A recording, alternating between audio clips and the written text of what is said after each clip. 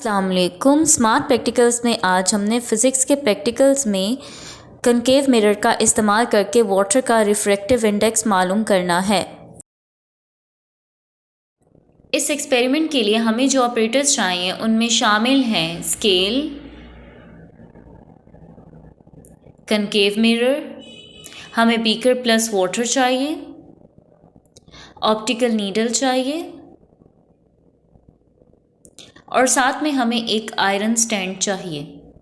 Concave mirror एक ऐसा mirror है जिसके इनर सरफेस रोशनी को रिफ्लेक्ट करती है, मतलब जब इस पर लाइट पड़ेगी तो वो टकराकर वापस आ जाएगी और इसका इमेज बन जाएगा। सबसे पहले प्रोसीजर में हम कनकेव मिरर की अप्रॉक्सीमेट फोकल लेंथ मालूम करेंगे। इसकी अप्रॉक्सीमेट फोकल लेंथ कैसे मालूम करेंगे?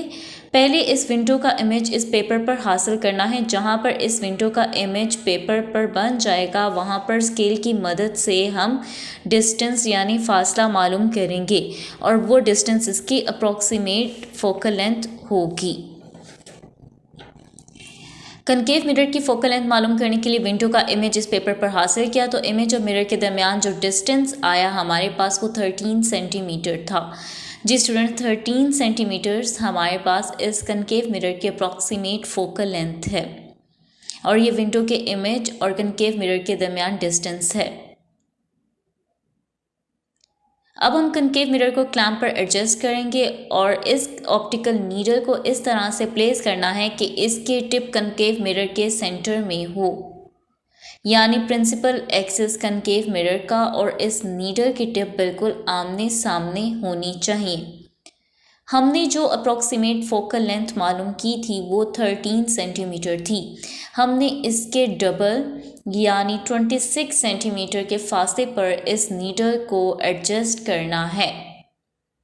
ये ऑब्जेक्ट नीडल है जो आयरन स्टैंड पर लगाई थी। अब इसका इमेज देखेंगे मिरर में, आप इसका इमेज देख रहे हैं, ये नीडल का इन्वर्ट इमेज है। अब हमने वो पॉइंट मालूम करना है जब ऑब्जेक्ट नीडल और इमेज नीडल बिल्कुल आमने सामने हो, जिस तरह से ये दो पेंसिल्स बिल्कुल आमने सामने हैं।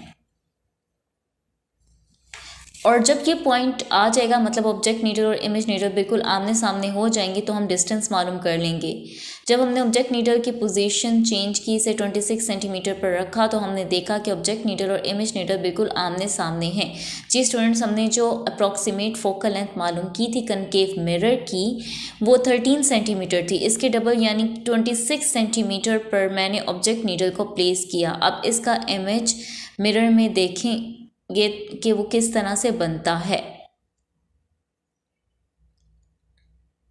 सो स्टूडेंट्स, आप देख सकते हैं कि 26 सेंटीमीटर पर ऑब्जेक्ट नीडल और इमेज नीडल बिल्कुल आमने सामने हैं। इस हाइट को मेजर करेंगे, ये ऑब्जेक्ट डिस्टेंस है फ्रॉम कनकेव मिरर।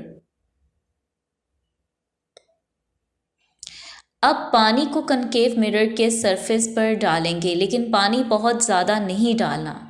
सो आप देख सकते हैं कि पानी ऐड करने से कनकेव मिरर में इमेज नीडल और ऑब्जेक्ट नीडल आमने सामने अब नहीं रही।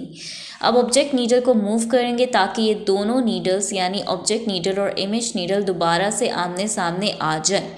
स्टूडेंट्स, पानी को ऐड करने के बाद हमने देखा कि ऑब्जेक्ट नीडल और इमेज नीडल आमने सामने नहीं रही थी। फिर ऑब्जेक्ट नीडल की पोजीशन को तब्दील किया, तो जब ऑब्जेक्ट नीडल की पोजीशन को 19 सेंटीमीटर पर किया तो देखा कि ऑब्जेक्ट नीडल और इमेज नीडल दोनों आमने सामने हैं।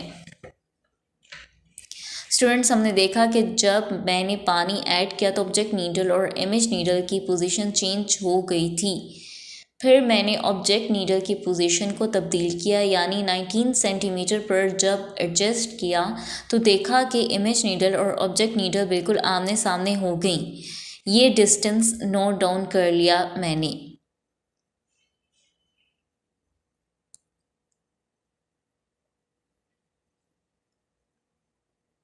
So students, without water object needle और इमेज नीडल दोनों बिल्कुल आमने सामने थी 26 सेंटीमीटर पर, और बिल्कुल इसी तरह जिस तरह ये दोनों पेंसिल के जो सिक्के हैं ये आमने सामने हैं। लेकिन पानी को ऐड करने पर इन दोनों नीडल की पोजीशन आमने सामने नहीं रही थी। जिस तरह ये दोनों पेंसिल के सिक्के अब आमने सामने नहीं रहे। फिर हमने ऑब्जेक्ट नीडल की पोजीशन को चेंज किया। जब ऑब्जेक्ट नीडल की पोजीशन को 19 सेंटीमीटर पर लेकर आए, पॉइंट ए हम कहेंगे उसे, तो फिर क्या हुआ कि ये दोनों नीडल दोबारा एक दूसरे के आमने सामने आ गई और यही पॉइंट हमने मालूम करना था। सो अब हम कैलकुलेट करेंगे हमारे पास रिफ्रैक्टिव इंडेक्स वाटर का क्या आता है। हमने स्टार्ट में अप्रॉक्सीमेट फोकल लेंथ मालूम की थी कनकेव मिरर की, जो कि 13 सेंटीमीटर आई थी। सो 0 सेंटीमीटर पे हमारा जो डिस्टेंस है वो 0 होगा। ए सेंटीमीटर हमारे पास विदाउट वाटर जो डिस्टेंस है 26 और बी हमारे पास विद वाटर 19। ओ ए 26 आया, ओ बी 19 आया। तो रिफ्रैक्टिव इंडेक्स में हम ओ ए को डिवाइड करेंगे ओ बी पे, तो 1.36 हमारे पास आंसर आ रहा है रिफ्रैक्टिव इंडेक्स ऑफ वाटर। हमने 3 इस तरह से लेनी है रीडिंग और मीन वैल्यू फाइंड आउट करनी है रिफ्रैक्टिव इंडेक्स की। तो वाटर का रिफ्रैक्टिव इंडेक्स 1.33 होता है और हमारे प्रैक्टिकल में 1.36 आया है।